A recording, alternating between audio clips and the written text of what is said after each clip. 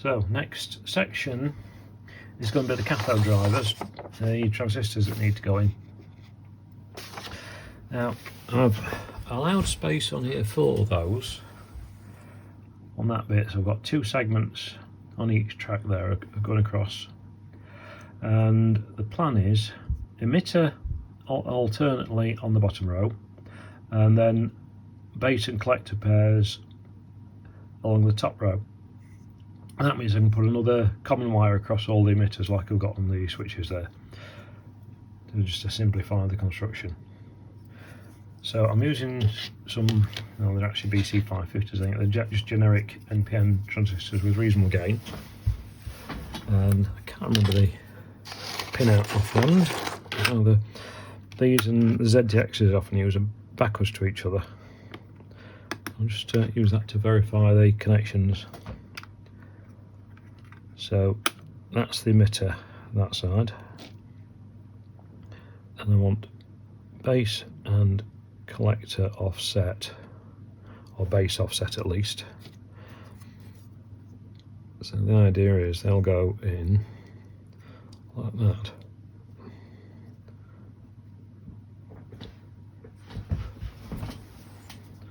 I've got the emitter in the bottom track, and base and collector, and we'll just turn it around a bit and twisted base up there. So base and collector go in 2 adjacent holes, and there's 6 transistors going to go in next to each other. Just check I've got enough tracks there.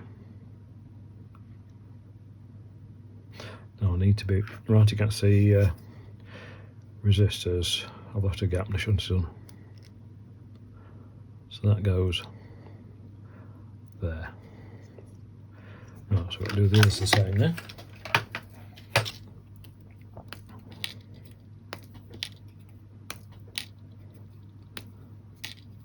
So a large proportion of this is no different to building conventional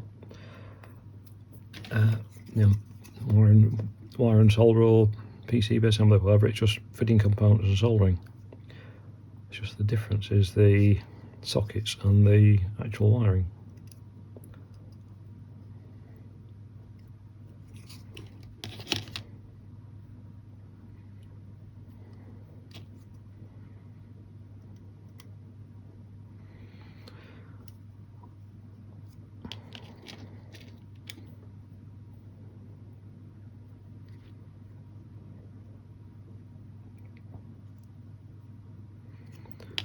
Now what I'd normally do with anything like this is try and push them level to start with, then solder one lead each, so probably the emitters because they're easy to get to, and just re-level them all, straighten them up before I solder another lead to keep them looking reasonable. See, some of them are a bit loose already, so I'm pushing in a bit further as well to tighten them up. Try and get them into a consistent height, or reasonably consistent height. Actually do something to level them up, such as the edge of the bench.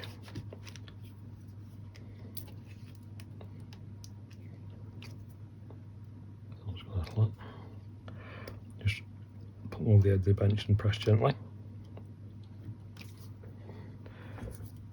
All the wobbling side to side gives me something like a consistent starting height. So solder the emitters and go from there.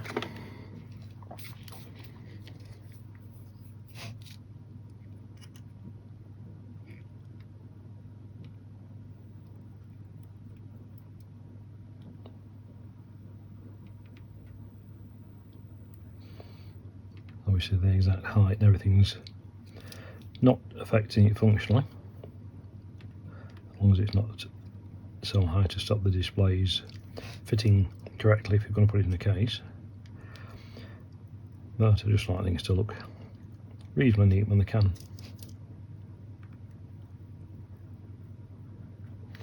Right, how neat are those? Not at all at the moment. Now, there's 2 of them, in fact several of them. Let me just warm them up whilst holding them in again. Again, I've got just the transistors on the edge of the bench where the display's past it. You can't actually see it from there on the link.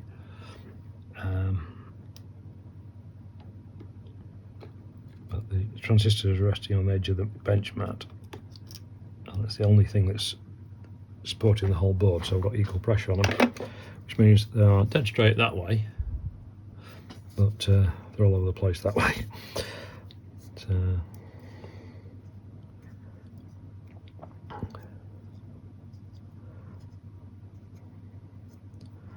Not going to get ultra pedantic with them or anything, it's just so it looks something like. I just need to go through a little bit further. I'll do.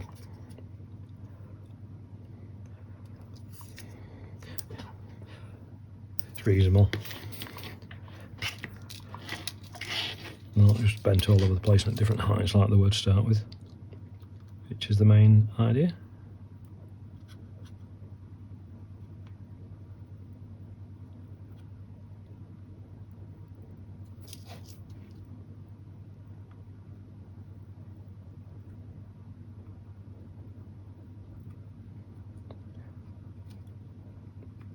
So they can be soldered in, trimmed down to the joints,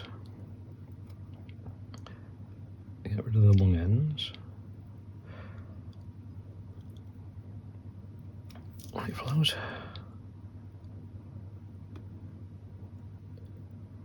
and I can start I can put the emitter links in and start doing the connections.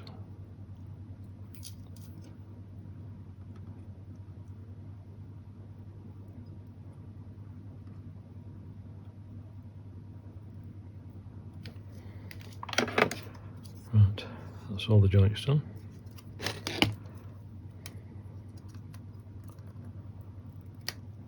All the two of them aren't perfect.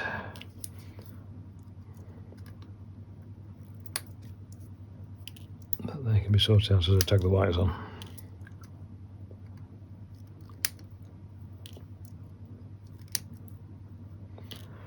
Notice these are ferrous leads, they're iron leads.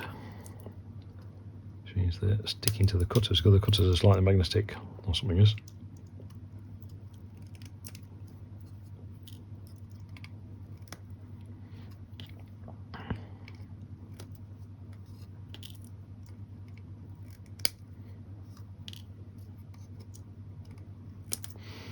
Well, so diodes have got iron leads as well, I don't know why. Switching capacitors and resistors don't have, but what happens semiconductors do, it must be something probably to do with the differential expansion between the wire and the moulding or something, or the wire and the glass with a glass diode. Is that it? Yep, that's it. It says a couple of them just haven't flowed very well. But I'll sort them out so I can see them. A bit more heat, a bit more solder and flux.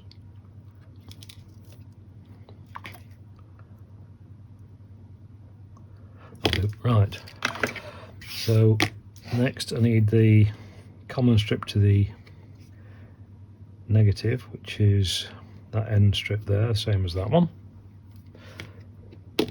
Slip it a wire.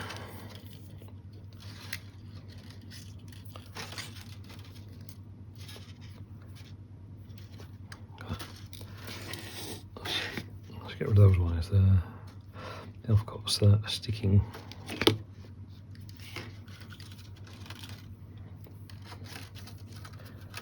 Yeah, that's not enough. Again, same as before, just tin the end and the pad to anchor it. In fact, I might as well tin all the way along these first.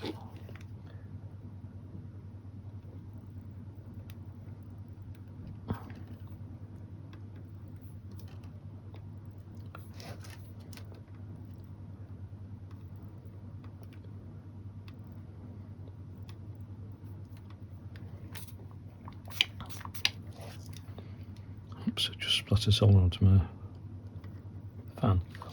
Now I've got a silver bit rotating on the blades. Okay,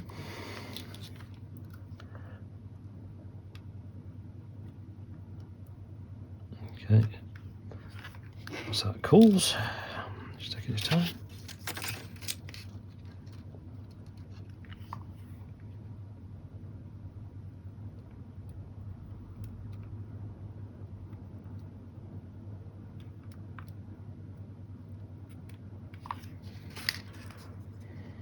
Okay, there's a solder bridge as well between some of them, but that doesn't matter. They're connected anyway. And that's got to go across to that end section there. I'll leave it a little bit long and bend it along the track just so it's a better joint rather than just sitting on it. Oops, bend that line.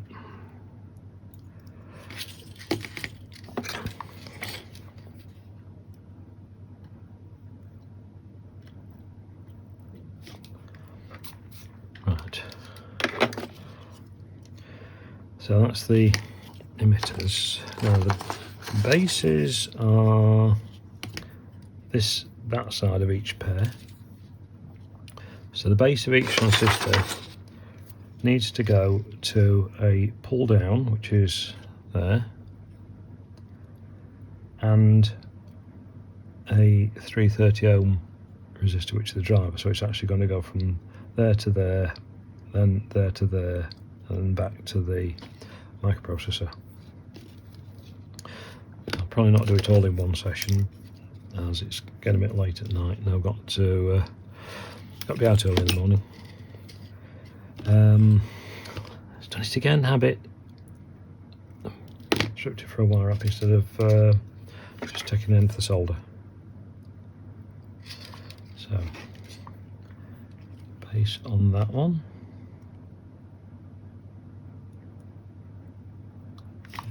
Have I just bridged it? I have. That's again. Should have been working sideways to it.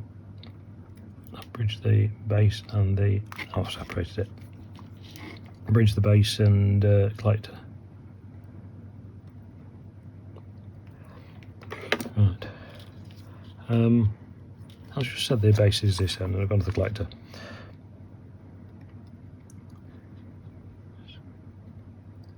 Just talking rather than doing, I think. Anyway, that's that one. So that's going to they're going to go down the centre. I'll try and work left to right from the top view. So sorry, of course it's those that go to there, and the base connects directly to that. So that's going to go to pin 1 on that, so about there.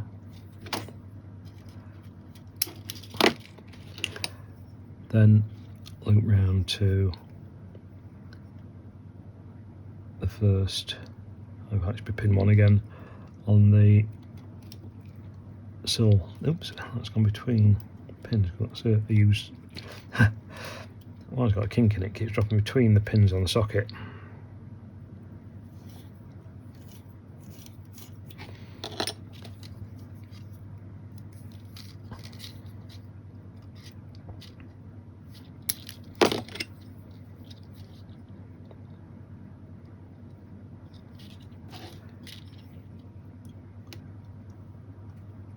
So the other side of the pack there will be the connection from the microprocessor. That's that point and that resistor. The other side will be the connection from the microprocessor module, and the same another wire from the same side goes to the pull down. Yeah, I put it 10k on there, it's actually 4k7 because that's what I could put my hands on. It's just a turn off resistor to ensure that if the output's floating, the transistors don't turn on due to leakage.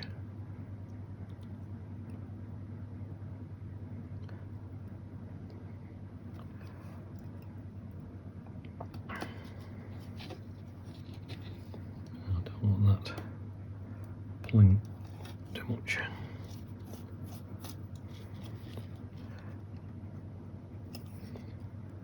that in there without it pulling diagonally across that gap and looking out of place. Right.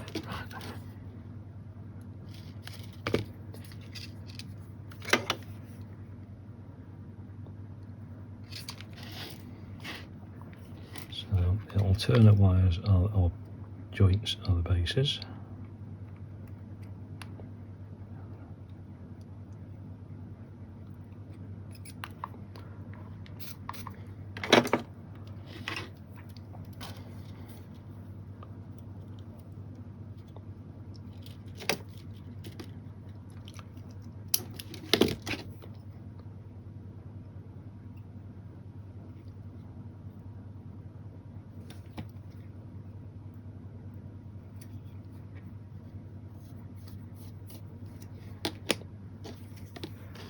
And the same on each pin on that pack, and then a pin on the cell at the bottom.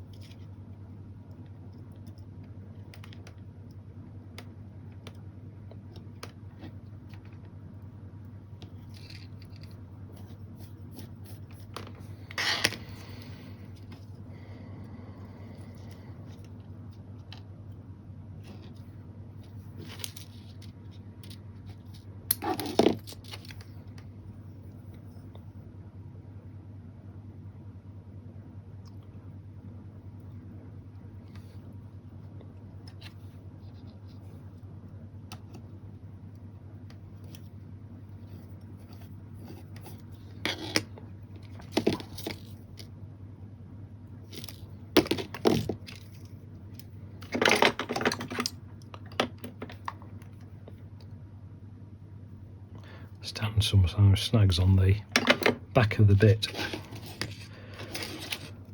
and it makes the whole stand up on the iron coming out cleanly,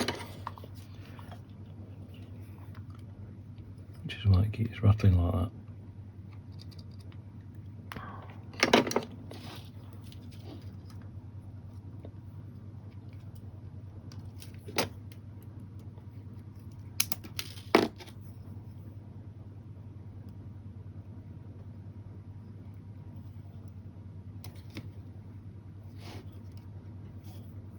It's a bit long, but okay.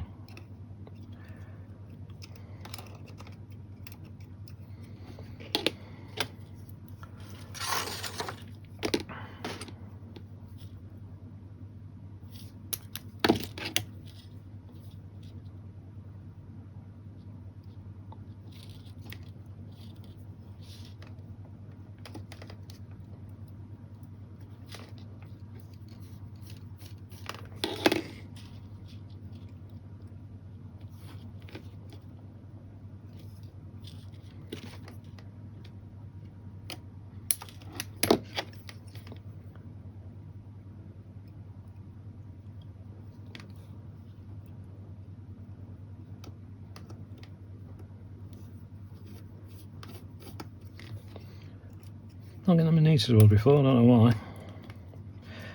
But, I think it looks better as you get more and more wires bundled together. You don't see the individual ones that have a bit of a wave in them because they're not very tight. And I'll do it again.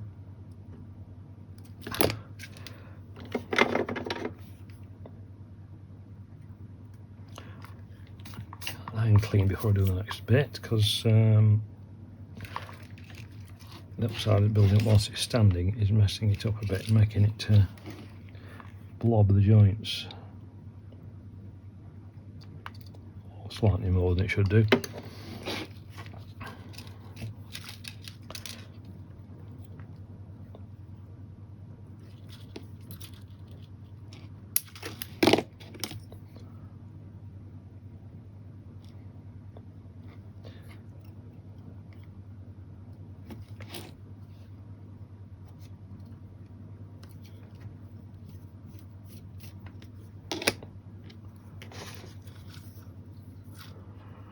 That's number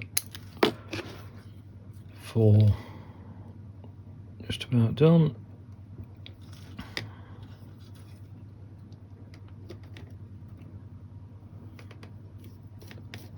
2 to go, and then do the collectors.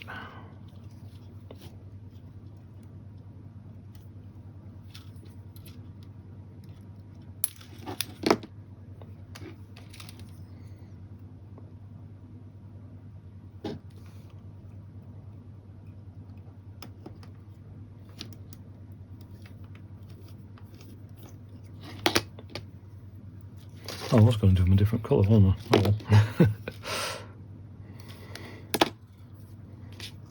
Forgot about that. That was 3 or 4 days ago.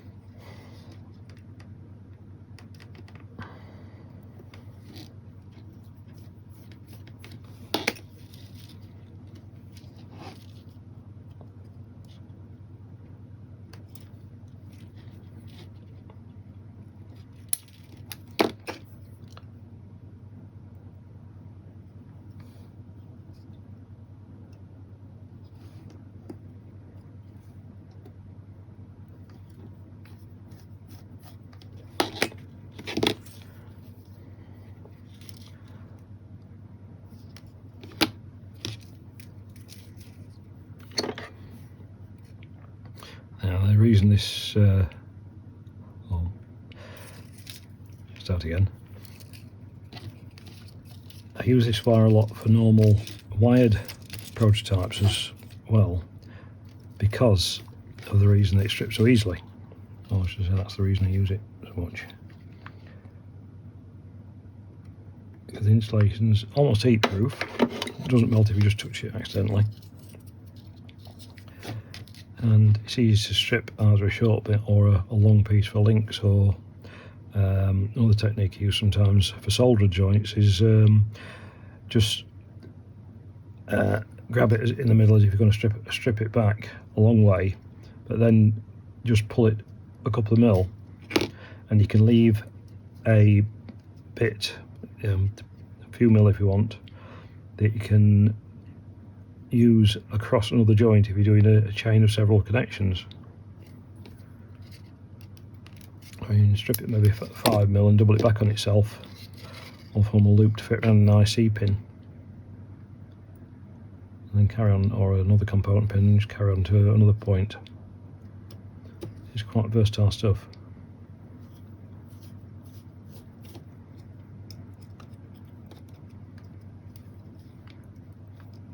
Tighten those up a bit. I'll not go to the middle of it.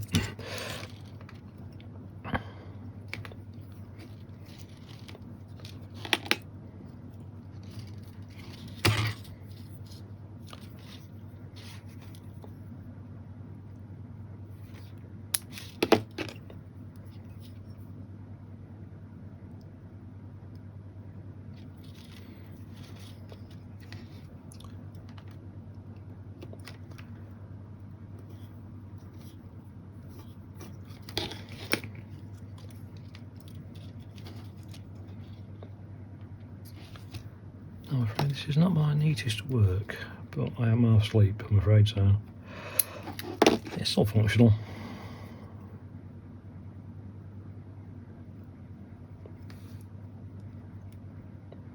It shouldn't take long just to do the collector connections and get this bit finished, so I'll carry on, I think.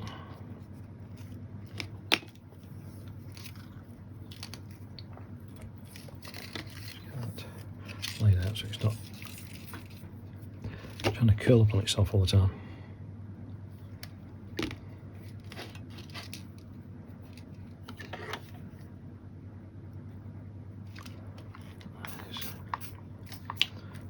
messy between uses. So the cathodes I'm going to take straight upwards into the line of displays.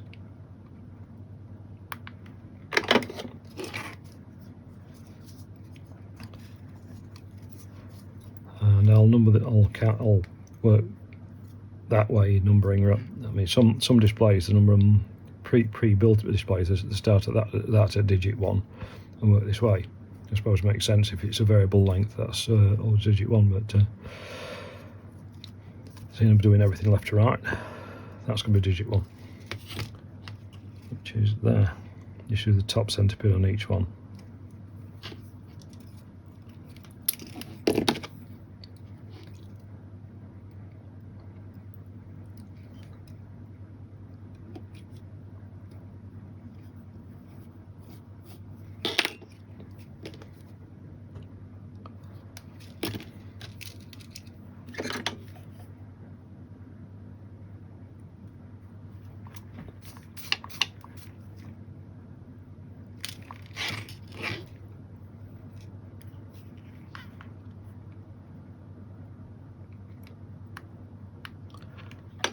That's the next collector to the next common.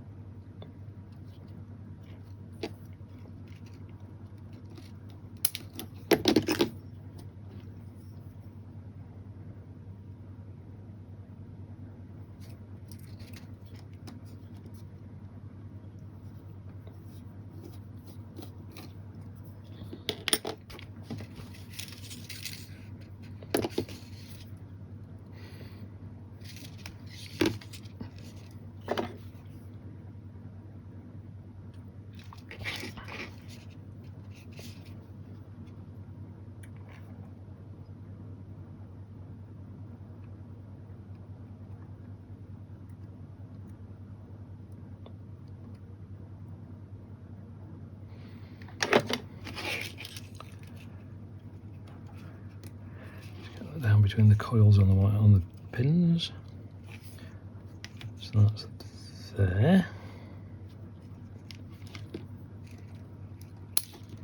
I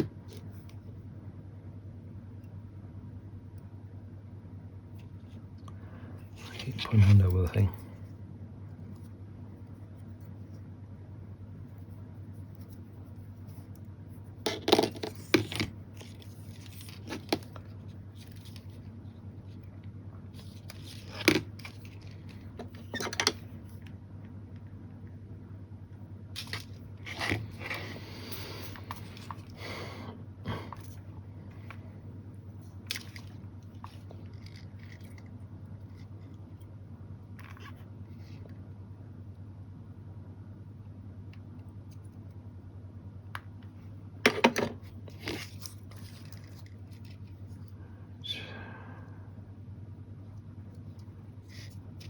That's that one.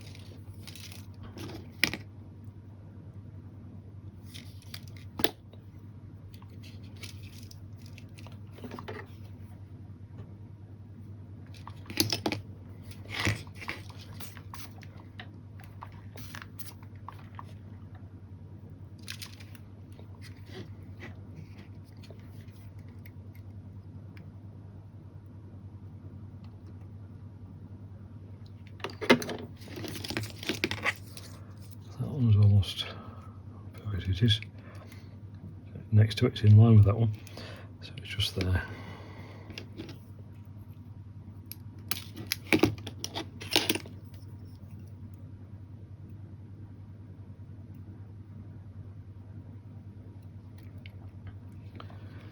So we're building this just for the sake of building a clock. You could lay it out very differently. You could hide the transistors under the displays even, half the driver components to make it look more compact.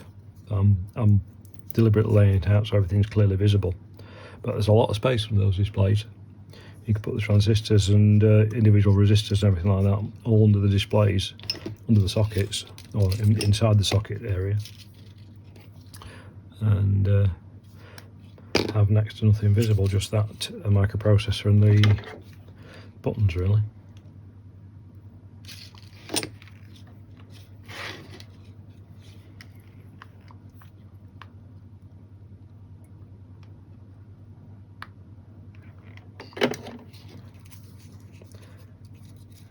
That one there is that last one.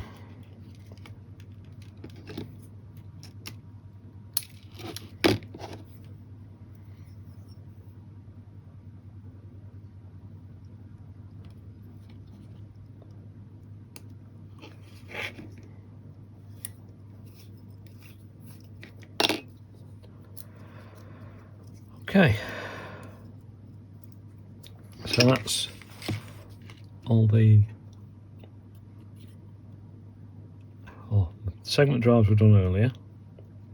They go through all the individual resistors to the IC. That was done earlier, and that's just connected all the transistor section in there as far as the 330 ohms. So the last bit is to finish the cathode drive system, is the connection between those resistors at the other side, that row of pins there, and the MCU pins. Now, which way around is that going to go? There's it. There's one. Yeah, that's got to go for me that way around. For the simple reason I use the programming adapter. One's gone. I think it's probably hanging off on all the projects at the moment. But the little STM32 programming adapter that costs a couple of pounds. There's one there.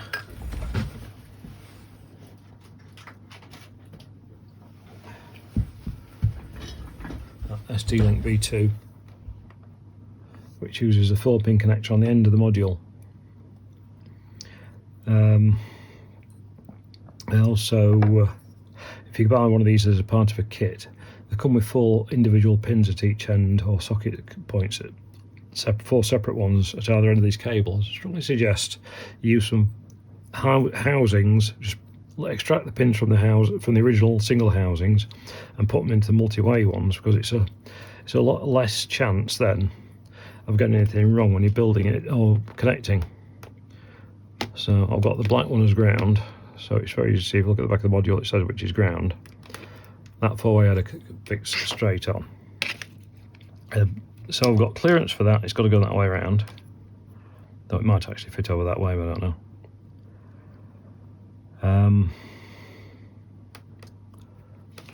Not know which is easier really. I've not thought of it before. Now it will be lifted up a bit because I'm going to put these style turn pin headers in, because the square ones, the wire up style square pins, don't fit these turn pin sockets I wanted to use, and I wanted to keep it low profile, whereas the header sockets for these are quite high. You know, it ends up quite a tall assembly. Oh, and by the way, this is what I started talking about before I got interrupted before. Look at the section on these pins. These are not wire up. They're about the right width that way, but they're only about half thickness. They're not wire up, and they're not even properly stackable headers. Going one into another, there's hardly any force there. If you compare the force on one of these, you've got any to the force of a proper square pin style, those are extremely stiff. These have next to no force, they're not reliable, so don't ever try stacking those if you want anything to work. Anyway, getting sidetracked again. So with that height on there,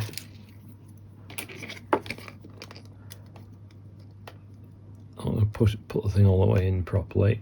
That'll give me about that roughly that much height. Oh, it would actually go that way. and that'd leave the USB free if everyone used it. So okay, so it's going that way around. I've got to solder the headers into that, but okay, so it will go that way around. I didn't think it would, it won't fit flat down at that, but it's just going to be lifted enough. So the cathode drivers are going to be, oh, it is, that's the way I've got it on the drawing, A0 to A5, which are on that side. So it starts at fifth pin up on that side is going to be the first cathode driver connection.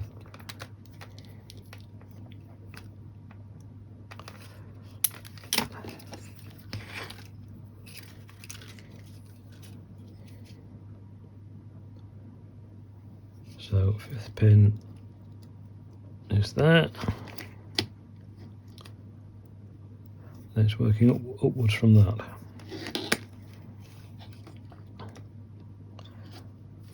So that's going to go to the first pin there. Is it? Yes. Yeah, I'm just checking that's where it goes on the drawing for, so I know what I'm doing with programming later. I got double up right there. There's a stray bit in it.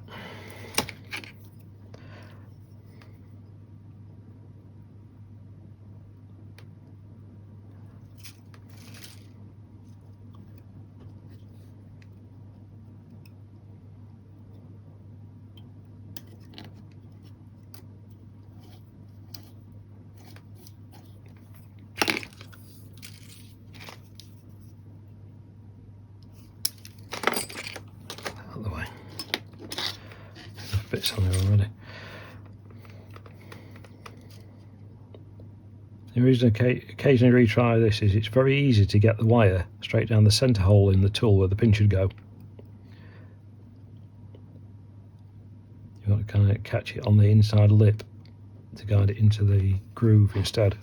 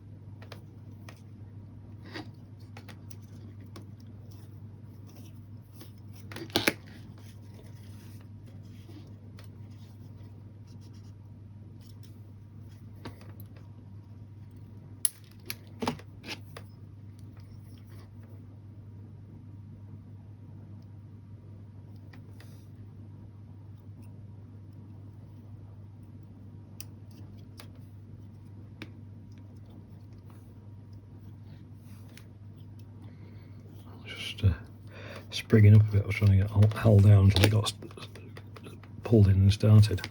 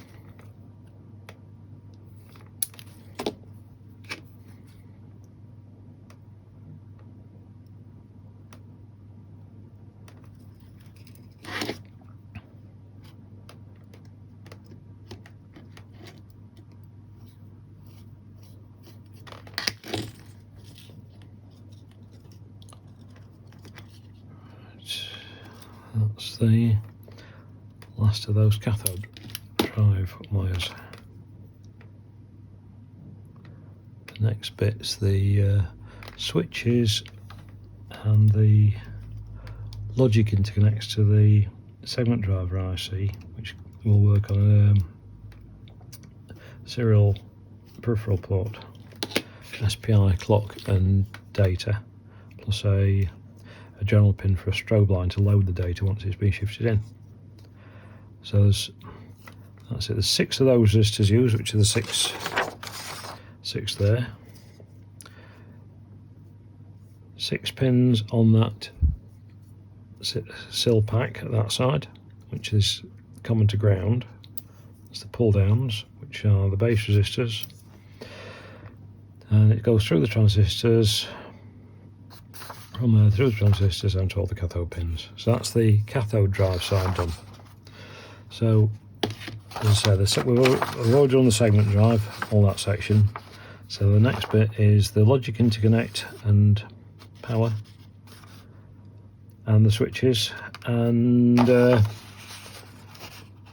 put some connections on it somewhere for power input, and that's then going to be about ready for software.